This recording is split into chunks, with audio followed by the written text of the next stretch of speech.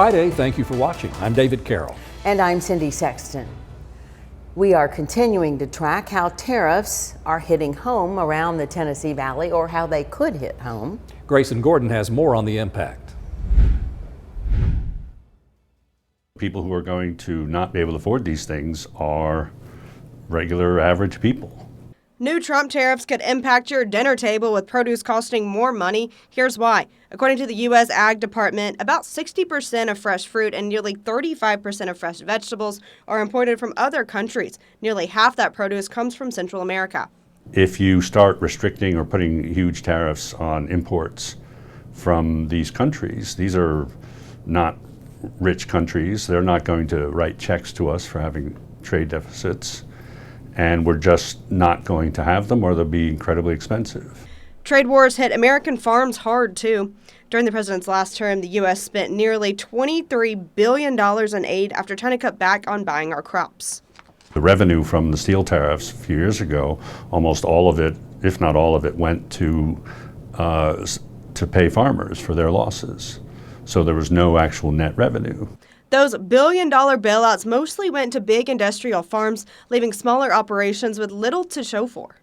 What I've seen are major cuts to small to mid-sized farms like ours, and major increases in payments to the large-scale industrialized farms. Sequatchie Cove's farm is a multi-generational family business. Part owner Kelsey Keener says it began as a small operation, which has grown into a solid regional source for food. Sequatchie Cove produces eggs, grass-fed lamb, cheese, vegetables, and fruits to restaurants and smaller grocery stores.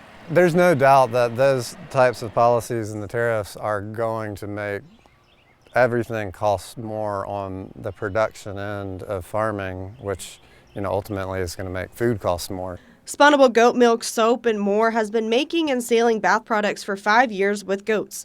Owner Amy Spunable imports oils to make her many different scents, but she expects to pay more dollars and cents to get what she needs. We would probably have to do things a little different. Spunable says she doesn't want to raise prices or have to cut back on what she sells.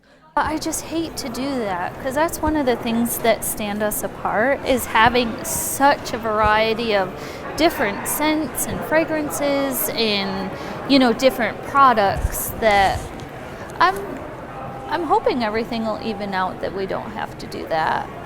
So far, cuts and funding freezes from the U.S. Ag Department aren't doing small and mid-sized farmers any favors. We would need a radically changed food system from what we have right now. And the policies that I've seen in the past 3 months have not been supportive of that change that we would need. Radical change would mean rethinking what's being grown and how much of it. It's possible to grow anything, but it's not practical to do it. As it stands, about 30,000 farmers are going without key funding programs and grants.